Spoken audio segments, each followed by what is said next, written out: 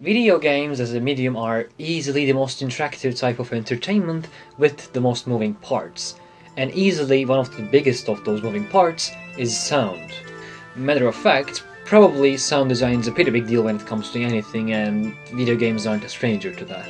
And in this short 6-minute-ish video I want to talk about sounds and how important they are within a video game and how important they are with world building. And as a person who has spent at least 4,000 hours shooting virtual fucking heads, I'm gonna start off with guns.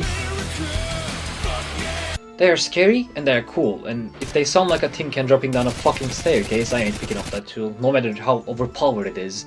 Shooters are a big part of the video game industry, and in the last decade they've seen enormous improvements in terms of sound design. Whether it is stabbing a mutant with a bayonet in Metro or 360 quickscoping someone across Nuketown, sound design plays a big role in shooters, and gun sounds play a bigger role in making you feel like a mass murderer. Just kidding, they just sound cool. Imagine it like this: the P250 in CSGO is a virgin, while the Desert Eagle is a Chad. And even though the P250 is much more versatile and useful compared to a Deagle, I ain't picking up a P250 over a Deagle. If it wasn't for these combinations of sounds, all across 3 iterations of Counter-Strike, I don't think the Deagle would be half as popular as it is today.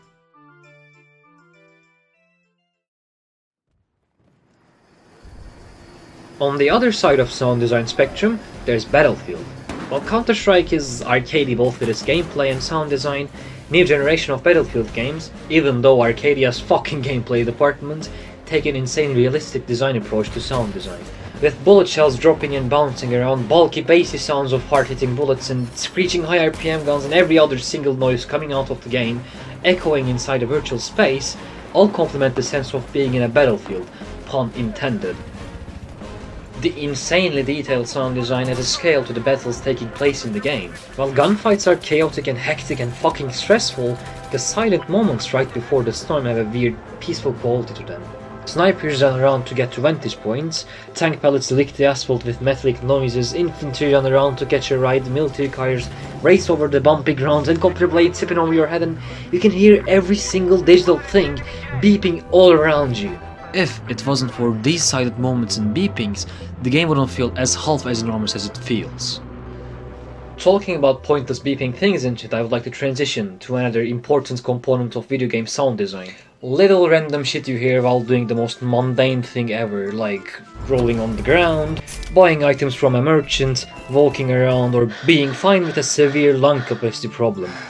These sounds may seem unimportant with the first glance, and probably most of the players don't notice these small sounds, yet if they didn't exist in the first place, those games would not be as impressive or as immersive as they are with them. They're usually the unsung heroes of sound design for gamers, like how your bullet shells drop into water with a splash in Battlefield, or burning sounds coming from a furnace in Minecraft, or noises coming from your tires over different surfaces in GTA 5. These details might be insignificant in the greater scale, well, to be frank, not as insignificant as shrinking horse balls, but they complement the core part of a game, the gameplay. These small sounds give a meaning to the actions of the player, they give a sense of importance to every small thing you do, and they help to build the world in which the game takes place in, whether it is a hellish arena or 80s Miami, and that is why soundtracks are really important in a video game, world building. Last year I've been completely obsessed with Stalker and Metro 2033 and everything post-apocalyptic from Eastern Europe, and for the last couple of months I've been playing a ton of Dead Air. A mod based on another mod based on Call of Pripyat, and it is such a different experience compared to the usual Stalker experience. Original Stalker games, even though they are gritty and dark and melancholic, they don't even come close to the magical, insanely immersive cold blue melancholia that Air has, and the soundtrack of the mod plays an insanely huge role in changing how old the game feels. Other than the soundtrack, Dead Air has a subtle change on the colors. Everything is an autumnal blue now. All the vegetation have a sad aura and the air is completely dead. And the new soundtrack that is packed with the mod complements the visual style perfectly. The earthy and wind-filled soundtrack of the mod has such a drastic impact on the experience it was going for, it's crazy. While playing Dead Air, I found myself many times relaxed to the point of feeling the wind grazing my character in real life. It could be the open window I had in my room, I don't know, but like, the point is, thanks to the art direction of the team behind the mod, Dead Air became the most relaxing experience I had with a video game in a long while, despite its cruel gameplay loop. It is an open world game with a huge map, no fast travel, no quick saves, broken guns everywhere, groups of enemies all around the place while you have no one by your side, deadly mutants and all kinds of shit.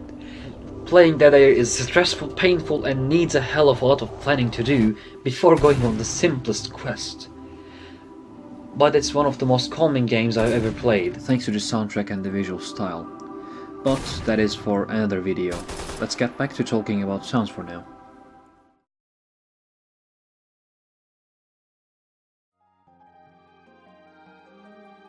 Good sound design is the second most important thing while creating a world, after having a focused and clear art vision for the team. Combination of these two creates timeless masterpieces or cult classics like Mirror's Edge or Stalker.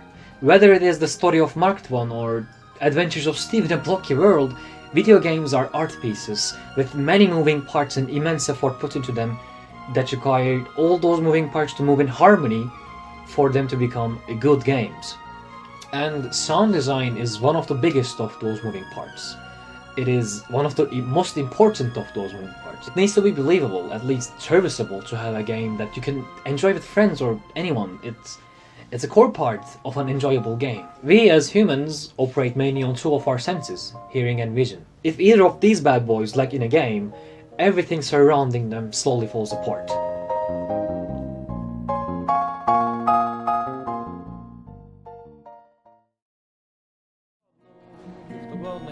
If you liked anything you've seen in this video so far and maybe like to see some more, maybe crazy idea, subscribe to this channel and become a member of the Sub 100 Club.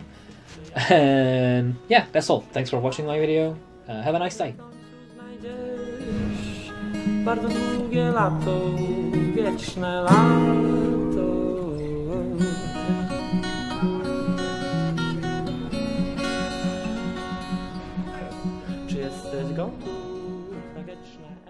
Fun, and this thing is taking too long and I'm fucking going insane. Ugh.